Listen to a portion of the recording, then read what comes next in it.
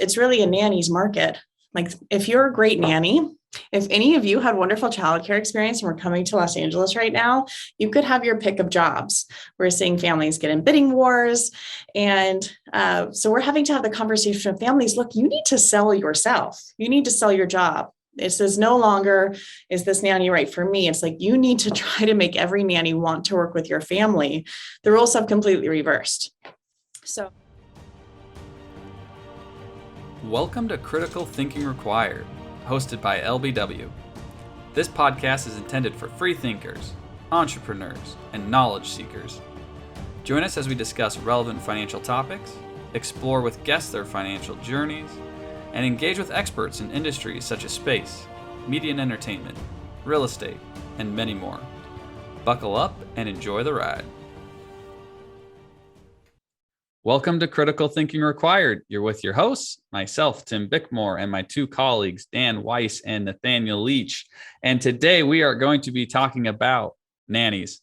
We get a lot of questions about nannies, and we felt it would be very important to bring an expert on to discuss hiring a nanny. So we have Katie Provinziano with us today, and we really appreciate you joining us. Before we start, I'm going to read off Katie's bio so our listeners and viewers know exactly who we're talking with. And then we will get into some questions. So Katie Provinziano has been helping families find outstanding nannies, newborn care specialists, and private educators for over a decade. A former nanny and now mother and nanny employer herself, she is the founder of Westside Nannies and has very personal and unique insight into the industry. Looked to as one of the nation's leading nanny and childcare experts, Katie's thought leadership has been featured in the New York Times, LA Times, Wall Street Journal, Hollywood Reporter, Fast Company, Business Insider, E! News, and Entertainment Tonight, as well as dozens of local and regional outlets. Katie is widely hailed as an industry pioneer, developing and reimagining the way nanny agencies operate and developing new modern business practices that have been adopted by agencies across the country. Very awesome. Under Katie's leadership, Westside Nannies has grown year after year and continues to be considered amongst the preeminent domestic agencies in the country. Katie, what a bio. Thank you so much for joining us. We really appreciate it. Thank you guys so much for having me. I'm excited to be here today and talk all about nannies. It's an interesting topic for sure. So excited to have you. Before we get, Nathaniel's going to start us off with some questions. If our viewers and listeners do like this episode, all we would ask is just to please like, share, and subscribe to our podcast channels. We are all over the place: Spotify, Apple Podcasts, you name it, we're probably there. Buzzsprout. So please subscribe, share, and post. Nathaniel, do you want to start us off with some questions for Katie? Yes, sir. Will do. So our first question for you, Katie, is how does a nanny agency help families, and how has that process changed over the past 17 years? It's a good question. I like to describe it like we're your matchmakers. We're almost like your Patty Stanger of the nanny world, if you will. So we work with families who call us every day and they are just trying to find the right caregiver for their children. And it's hard because it's a really important role. And not as many people think about it in this way, but you are really trusting someone that you probably haven't met before, a stranger to you before today, to take care of your children, which are literally the most important thing in the world to you. It's a really intimate job because you're in someone's home. So it's extremely personal. And a lot of times parents are leaving, they're going to work. So the amount of trust that you're putting in someone to care for your children while you're gone and can't supervise them, it's just a really important decision. So families will contact us, and a lot of times it's when they've just had a baby and they'll say, oh my goodness, I need your help.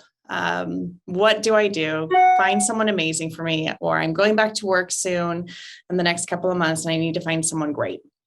So we'll work with that family to really understand what their needs are, what their family dynamic is, what their personalities are like, what their lifestyle is like.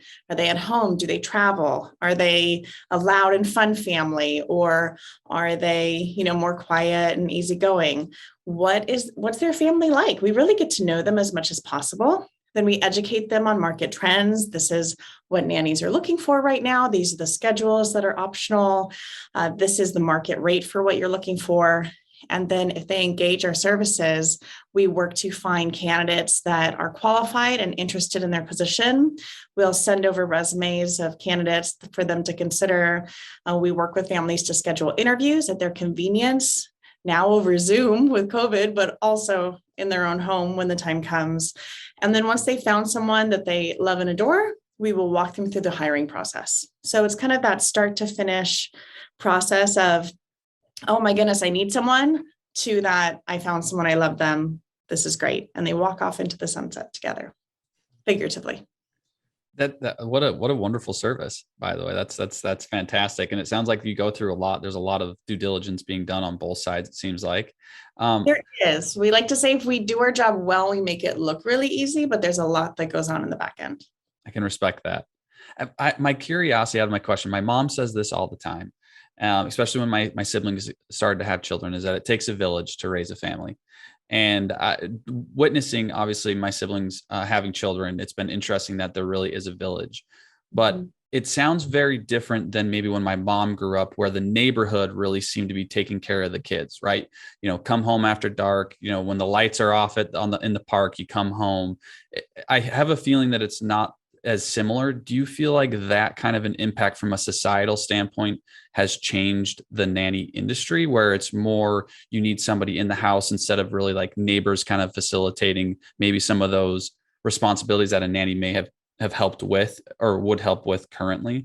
That's a really good question. I for 100% do think it takes a village, but and that's how I started. Like in my foray into childcare, I was babysitting for all of my neighbors. I started around the age of 12. Now, would I ever hire someone who's 12 to take care of my kids? Absolutely not. But that's what people did back then, right? You just hired your neighborhood teenager.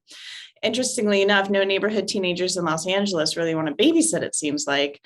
Their focus is more on schoolwork. So it seems to be a thing of the past. But I think that the village is a really important question. And I just also think that in Los Angeles in particular, and in so many of the larger cities, so many people move here. Like it's kind of rare. The LA native is a rare thing these days. And when you meet one, you're like, okay, tell me all the good taco spots because you've been here forever. But most people are transplants to LA. And because of that, most of them don't have families around. So you're kind of creating your village through your friends, through the friends of your children, and through your nanny a lot of times. Like she or he becomes your village, if you will, making it so that you can work, so that you can travel, so that you can enjoy all those moments and have help at home. So I do think it has changed societally. I also think grandparents have changed too. A lot of our clients, their grandparents, they may be older than when we were growing up. Like I feel like people are having children later in life, and their parents as a result of that are older when they have children and can't physically take on that role of primary caregiver. They want to be just grandma. They want to like do all the giggles and hugs and then give them back to someone else that's going to like change the diaper and do the feedings and the more physical stuff. I know my mom, I love her and she's the best grandma in the world, but even she, I don't think could tackle the primary care of my two boys who are so rambunctious and running everywhere. So I just think it has changed. I think a lot has changed.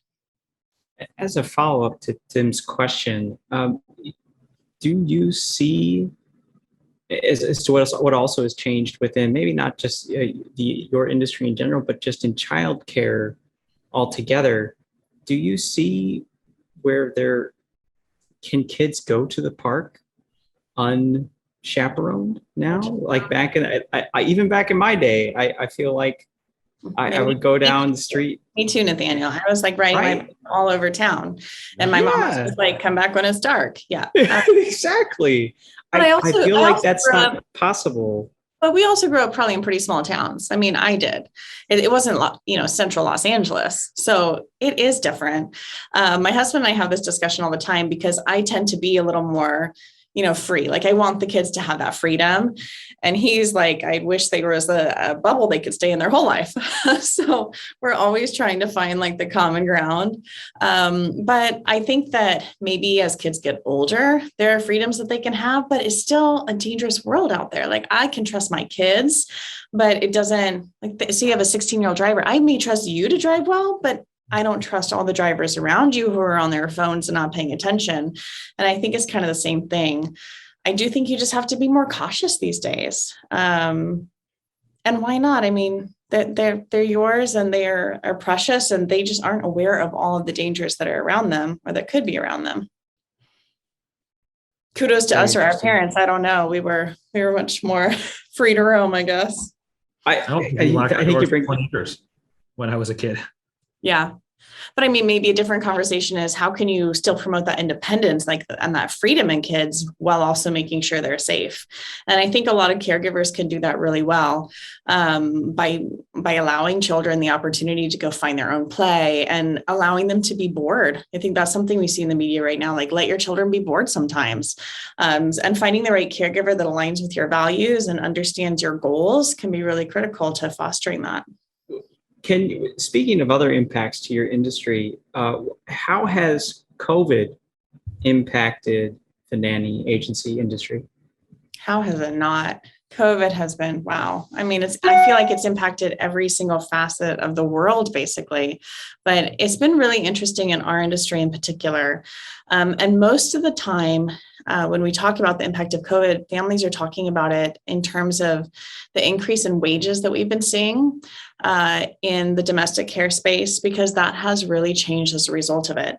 So because of COVID, in the beginning days, a lot of the parents pulled their children out of daycare because they weren't comfortable in the setting. A lot of daycares were closed actually from government mandates. And as a result of that, a lot of daycares are home run, they're home daycares. And a lot of those operators couldn't pay their rent because the children weren't coming. So many home daycares were forced to close their doors. So we have that, which provides a lot of childcare for children in general. So many daycares closed, leaving those families to have to find other options for in-home care. And then beyond that, a lot of parents pulled their younger children out of school settings. Preschool is optional, and a lot of families just chose to not have their kids enrolled. Then you have all of the families that went remote schooling. Well, of course, the parents still had to work remote. So it's been an interesting time where the demand has just gone up astronomically because of all these different factors.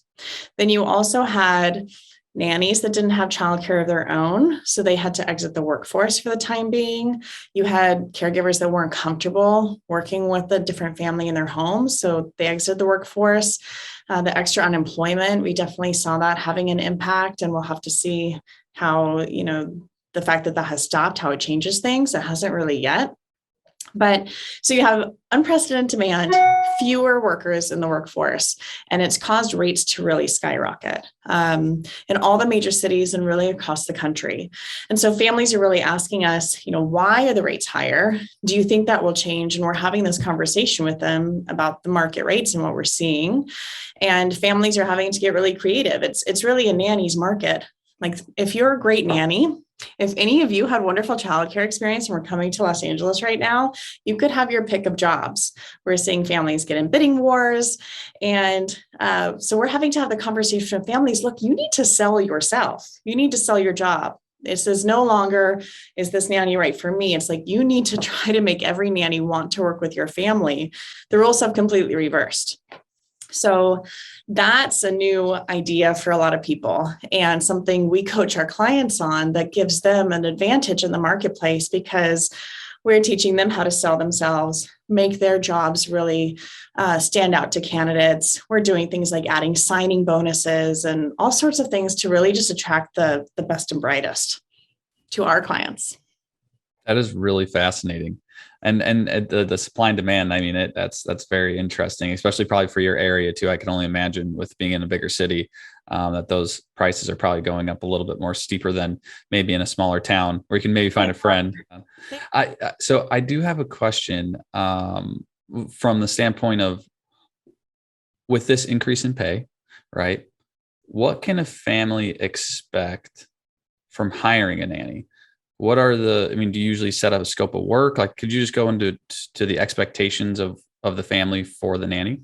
Absolutely. We do set up a scope of work. And when a family hires through us, we help them draft a work agreement that really outlines the duties that are in the position, the hours, the schedule, the pay. We want everything to be really clear for both parties in the beginning that they're both signing up for. And we found that that really makes long-term relationships last. And also just everything's on the table in the beginning, much better. But if you hire a nanny, the rule of thumb is that you can expect he or she to really take care of everything child related. So that's all personal care, diapering, feeding, helping with potty training, helping reach those developmental milestones, and driving to and from school and activities, making meals for the children, making sure the children's play areas are clean and tidy, maybe doing the children's laundry. Just everything you can think of that's related to children's care would fall in the nanny's domain. Now, some nannies will also do some other things, but it really depends on the candidate, and adding anything else can limit the number of candidates who apply. But some families need a little extra tidying and organizing. Some families need some errands. Some families need more cooking. So we can find candidates that have specializations in those different things, but rule of thumb is just all things childcare related. I will say there is an exception that a lot of our clients really take advantage of, and that is kind of the dual role of a nanny/family assistant. And this is great especially for dual working families when both mom and dad or both parents are working, or also when the kids are school age. When the kids go to school, they're often in school from like 8 to 2, and then parents will think, well, I don't really need a full-time employee anymore. I really just need like after school, someone to pick them up at 2 and stay till 6. But the reality is with summer break and teacher in-service days and holidays and sick days, you really do need someone there to like pinch hit for you when you need it. And so the role of nanny/family assistant, still doing all those childcare related things after school, but then the morning hours are dedicated to everything that you would do if you were home, running errands, going grocery shopping, meal planning, taking the dry cleaning in, taking the dog to the groomer, getting the car service, getting it washed, just all those things that happen in life that honestly, all of us are probably doing on the weekends. The family assistant can get those taken care of for you during the week so that you can actually enjoy your kids on the weekend. Very interesting. So, and I'm curious from the nanny's perspective, if you like, it's very clear, right? Nanny childcare duties, and then the family assistant, very different duties. So to me, it's almost like two different job responsibilities. Like if you're going to go into a corporation, right? Like I'm the marketer, but I also now I'm going to be the executive assistant in general. Do then nannies have the ability to negotiate on obviously higher pay, or do they look at those directly as separate responsibilities? Like, could you talk a little bit about how you come up with a pay scale for that dual role? Sure. Well, a lot of nannies, like you're saying, they just want the one or the other. There's a ton of nannies that just want childcare. And then there's a lot of people that just want to be an assistant, personal or executive assistant. But there is this group of people that like both. They tell us, we love kids. Like I love kids. It's what brings me to my job.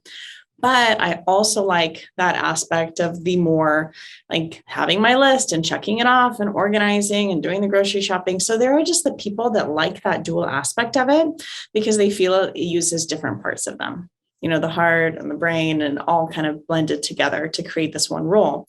So it's actually pretty popular with the people that like to do it. And second only to full-time nannies, that's our second most popular role because families just need it and candidates like it. But they can't demand higher pay for it because you're right.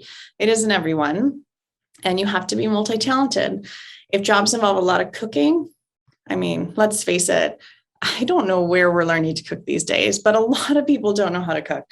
So if you do know how to cook, man, you can make the big bucks because that's like the number one thing families request that a lot of candidates just can't do. Yeah. So like these are not easy skills to have, right? Especially juggling different duties like that. And we know that this industry can be very competitive. So you have, I'm sure, right, and knowing the agency, you work with a number of celebrities and a vast wide range of different families and family lifestyles. There's got to be a lot of talk about, to some degree, like, well, this nanny does this and that's great. And then there's probably also the opposite too, right? Where like nobody wants to let the secret out. They have this great nanny because they're worried about nanny poaching. So how do you navigate that component? Well, nanny poaching is a thing. And people laugh at that, but it really happens. Parents will see a nanny who's amazing in the park and they'll say, hey, you looking for a job? I mean, it does happen. The best thing that we can tell our clients to prevent that, because I think that's horrible personally, like as a mom who employs a nanny, not cool. But we just say you need to pay your nannies well. You need to pay the market rate. You need to be consistent with what the market's expecting, because people talk. And if your nanny's talking and she finds out everyone on the playground makes more than she does, that's going to be a problem for you. And it creates some resentment. Another thing is really just being thankful of your nanny, having a great relationship with him or her and really building that relationship. If you love where you work and you love your job and you love your boss, usually a couple dollars more isn't going to be what's going to tempt you away from a great job. Well, one follow-up to that, taking a little bit of a different area, but I know Tim's going to talk a bit about some vetting things. So maybe this leads into some of your thoughts there, Tim. But again, knowing your clientele, confidentiality is very important. We understand that, having a similar feel to that. How does that work? If you've got people poaching nannies and so on, I mean, is there training, coaching? How do you know that your confidentiality is protected in a field that you have someone so intimately working with you? That's a really good question. And it's a concern with a lot of the families that we do work with. Discretion is really important to our agency. We probably know who's pregnant before any of you do. So we have a lot of information. And for our team at Westside Nannies, it's critical that they really understand confidentiality. And it goes a lot more beyond, signing confidentiality agreements. It's something we talk about with our staff a lot because they are very privy to very confidential information. We know who's having babies. We know who's getting divorced. We know what goes on in their households. It's very, to do the job that we do well, you have to know a lot about someone to really match them correctly.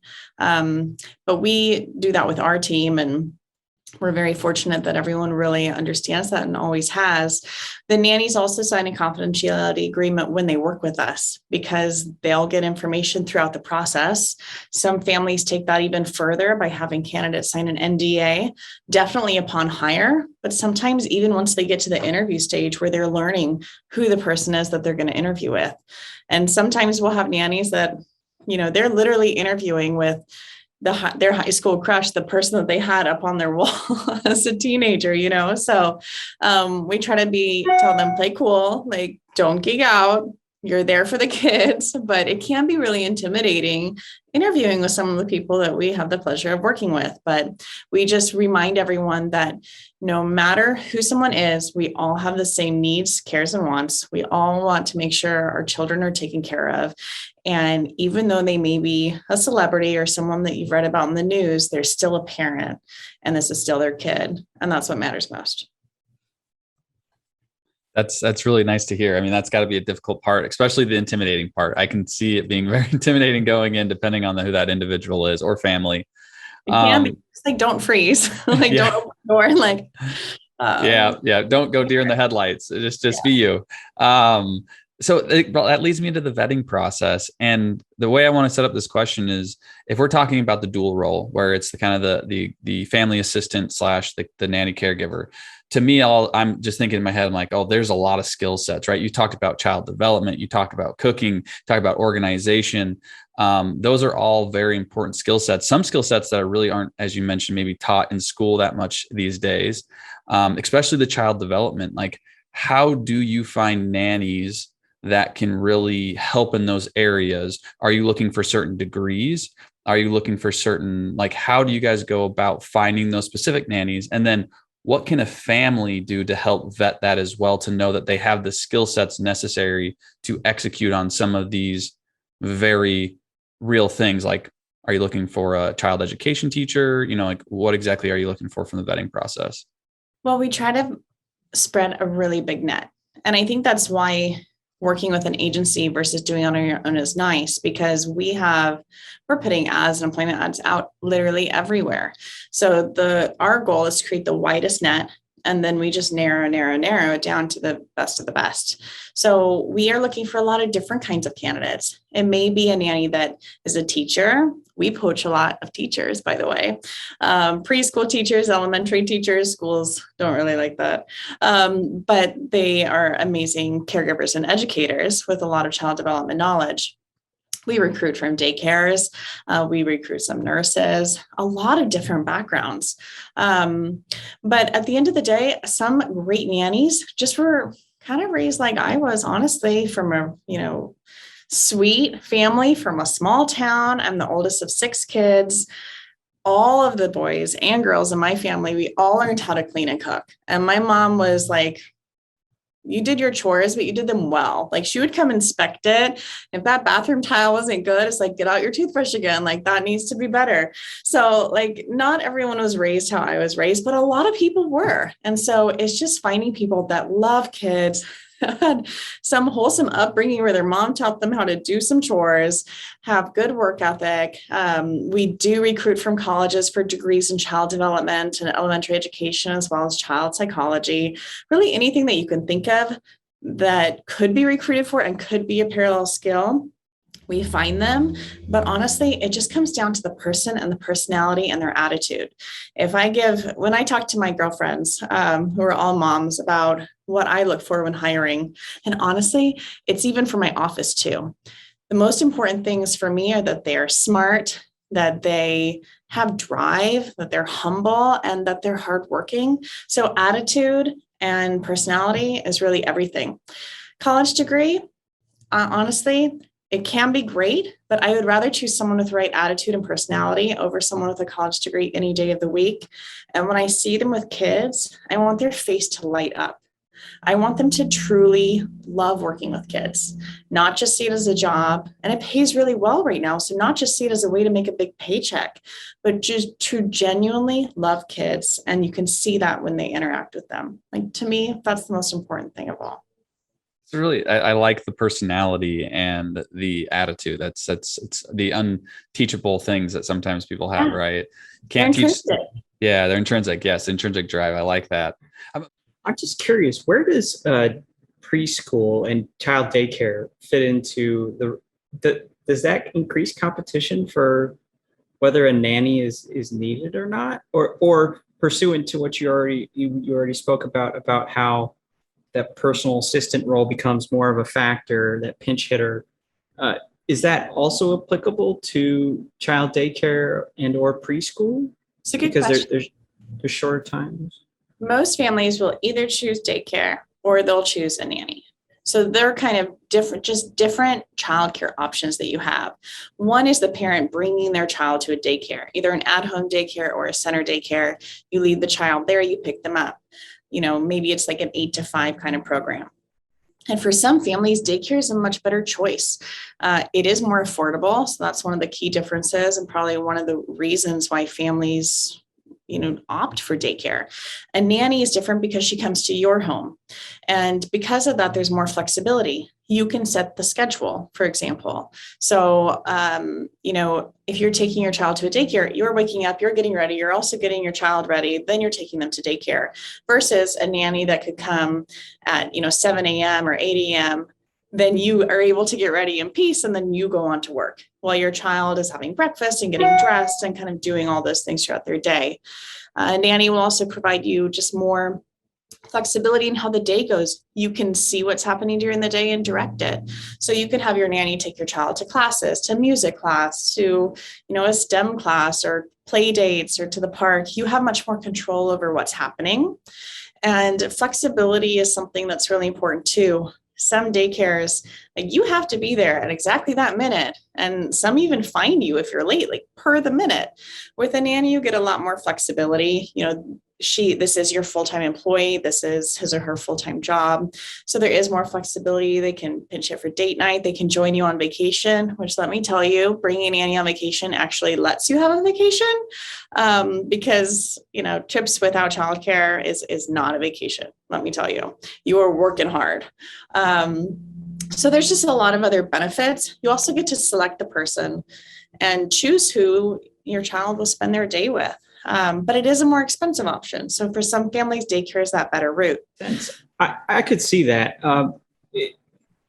Do you think, though, that from a market forces standpoint, where earlier you were speaking about how nannies are much more in demand, do you think that if the new legislation as it is written today with the introduction of optional pre-K but paid for pre-K, at least I think 2 years before kindergarten, I want to say,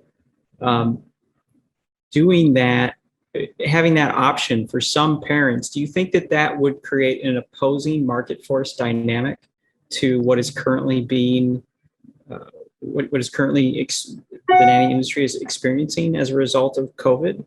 Or do you think that will, even if COVID wasn't a factor, do you think it would have an impact if it were to be passed into law? I think for some families, maybe. And I think that investing into our children, I don't see many other greater things than that. But a lot of the clients that we work with want more control over it. It's one of the reasons they typically opt for private preschool and also private school down the road, is they want to have more of a say. I think that that program will be for the public school system. And I think that for a lot of families, it will be invaluable. And a lot of children will really benefit from it. But I don't really think it will affect the private clients we're working with. They're typically choosing private alternatives anyway, even when public ones are available. That makes sense. Gotcha. So we've talked a little bit about this, Katie, but can you give us a list perhaps of some of your top tips for creating successful relationships between a family and a nanny? Yes, I can. And I mentioned briefly a couple of them earlier. Honestly, number one thing is to say thank you. And people like gloss over that. Like, of course I say thank you, but they don't. When we pull our nannies and ask them, like, what are the top things nanny families could do to keep you in your job longer?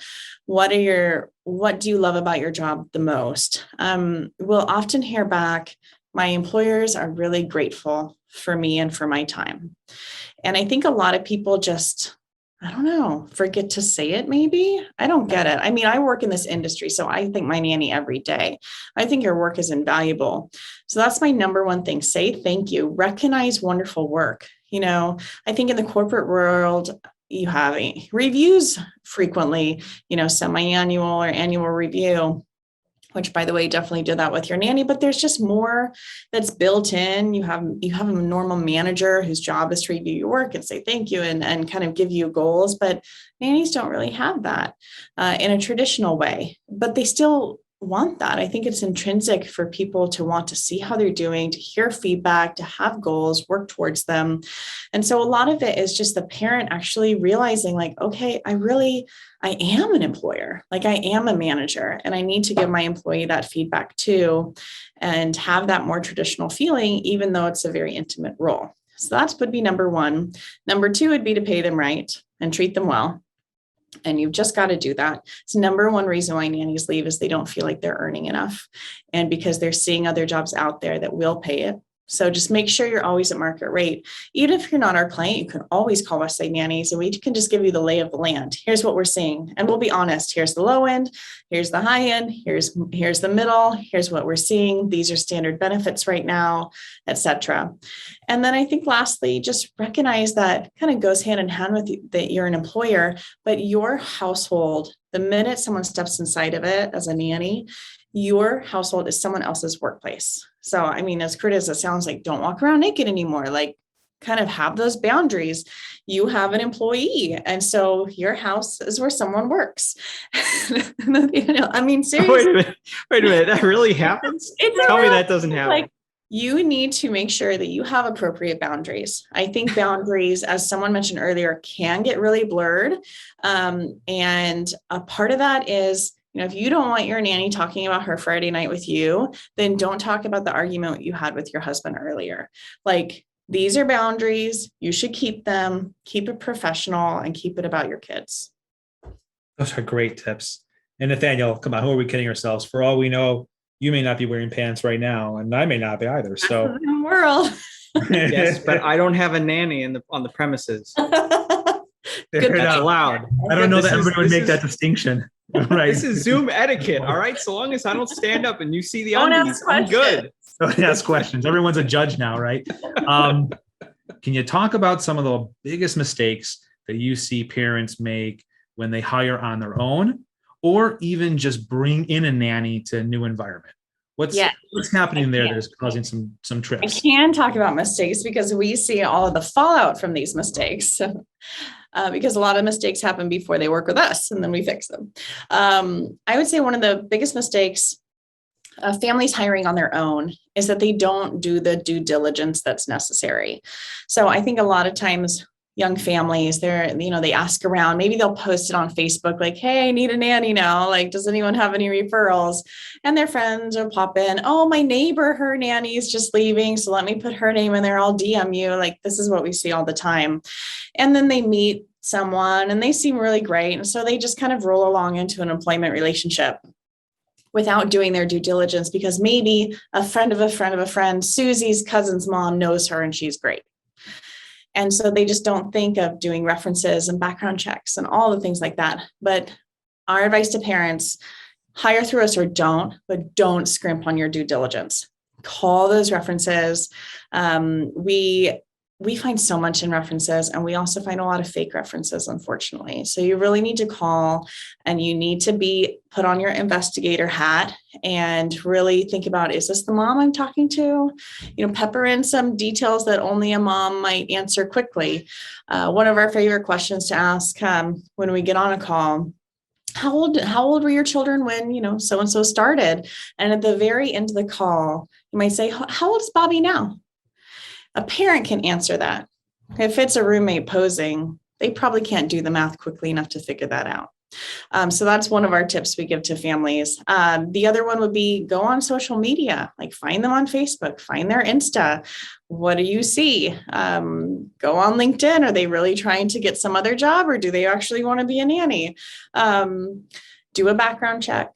All these things, the due diligence. I mean, we have a team of 10. This is all of us work full time. We are doing due diligence on nannies every day. If you're doing it on your own, you've just got to spend the time, the painstaking time, dotting your I's, crossing your T's. So that would be number one. The other mistake I see parents make is also getting comfortable and just never setting things up in the right way as an employer.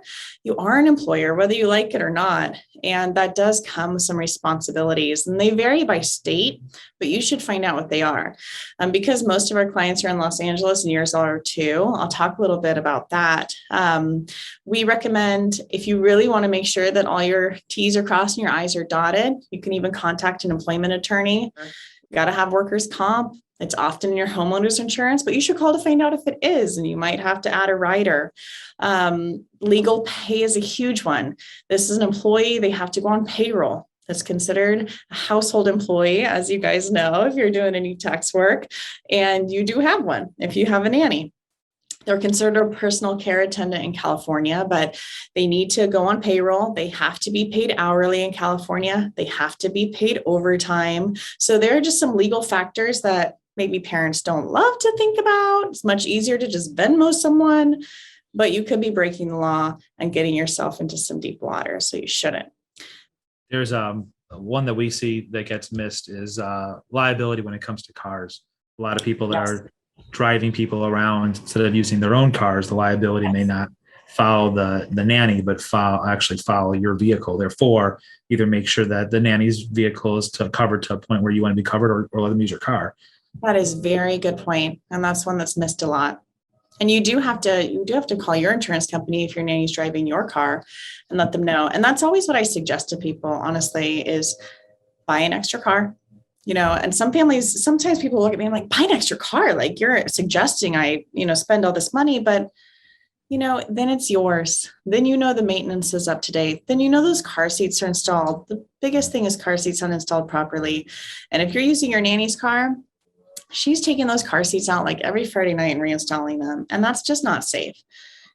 Get a nice Honda Civic or whatever, a van. I officially moved into the van world. We bought one for our nanny. But the car seats are installed properly.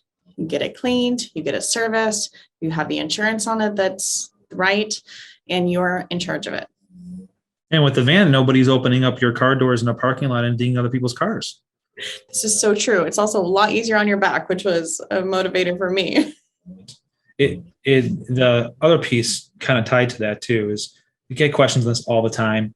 Can you give a little bit of an idea as to what you typically see for market rates, mainly in LA, where, like you said, where we all of us tend to spend a lot of our efforts from a client basis. But I do want to note for the audience too, and because this would be helpful comparatively, that your agency does not just do LA. I mean, you will fit a nanny family relationship across the nation. And a lot of times, I know you said that means that the nanny relocates, but I think that's a huge service.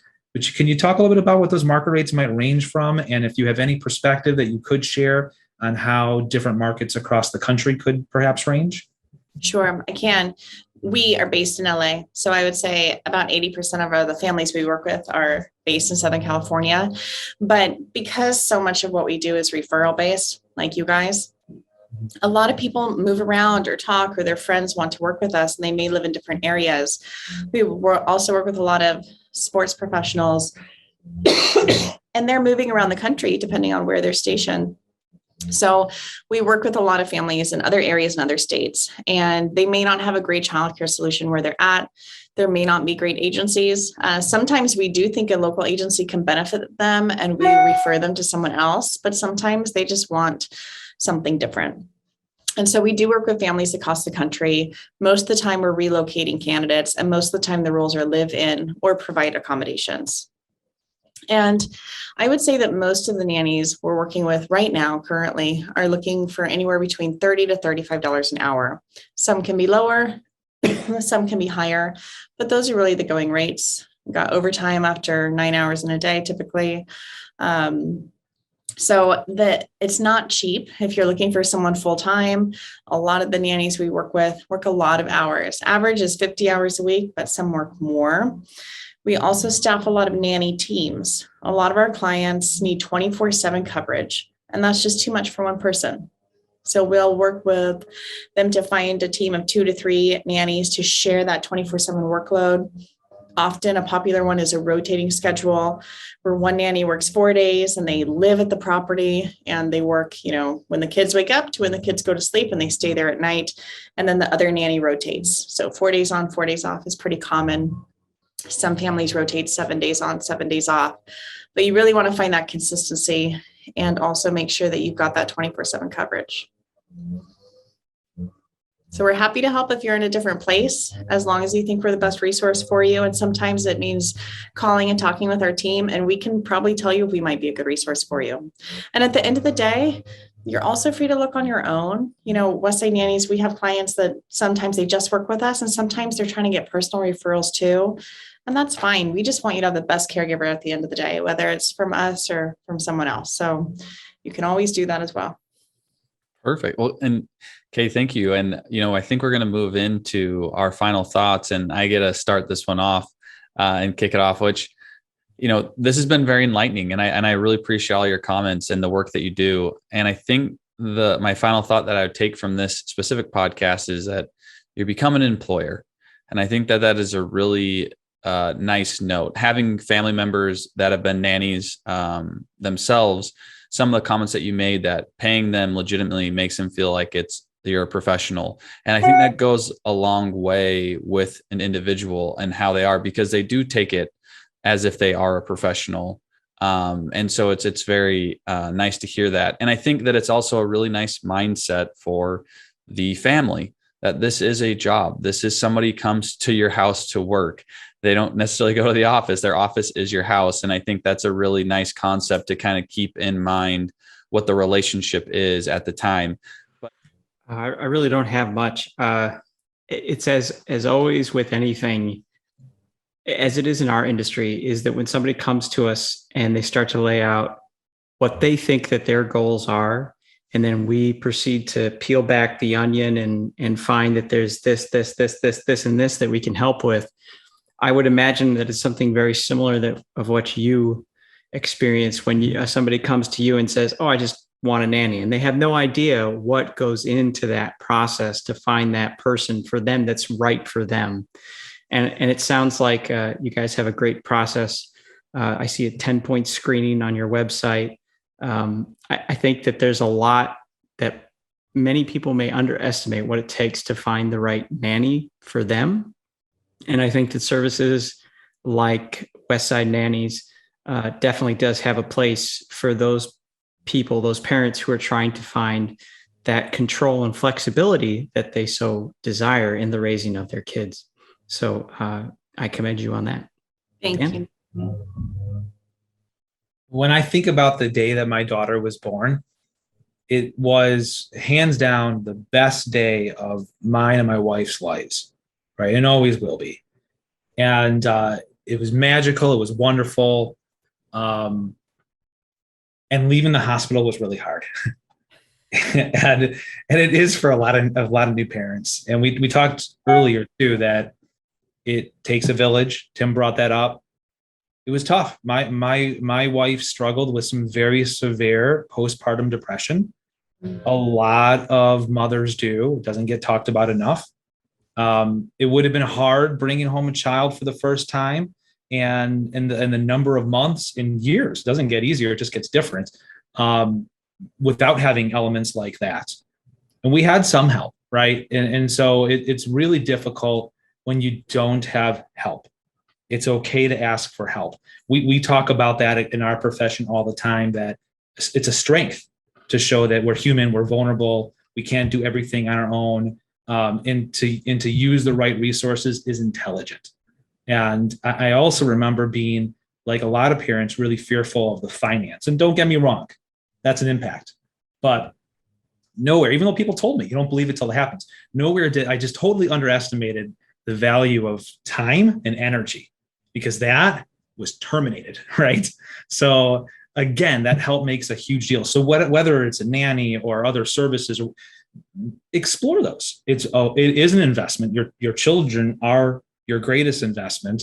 There's that saying that says, your children will inherit the earth from you. That's not the case in my mind.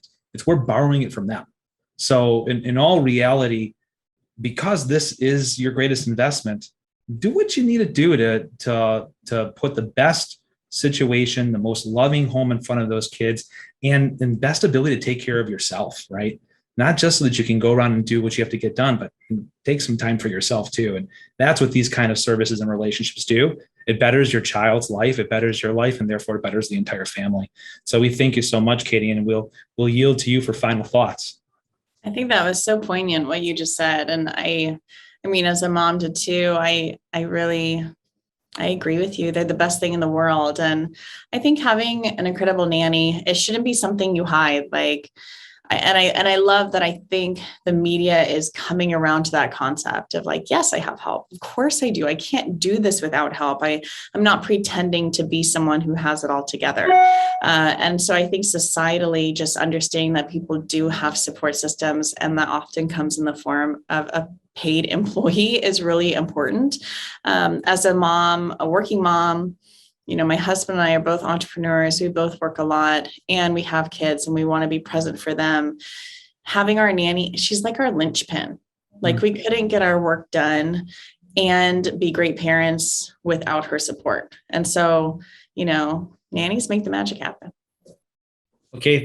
Thank you again for coming and joining all this perspective, giving this perspective and joining with all these wonderful insights. We've been very much looking forward to this podcast, and we know that our audience will take a lot from this. It's an extremely important topic. So thank you for doing that. And thank you to our audience for always tuning in and being attentive.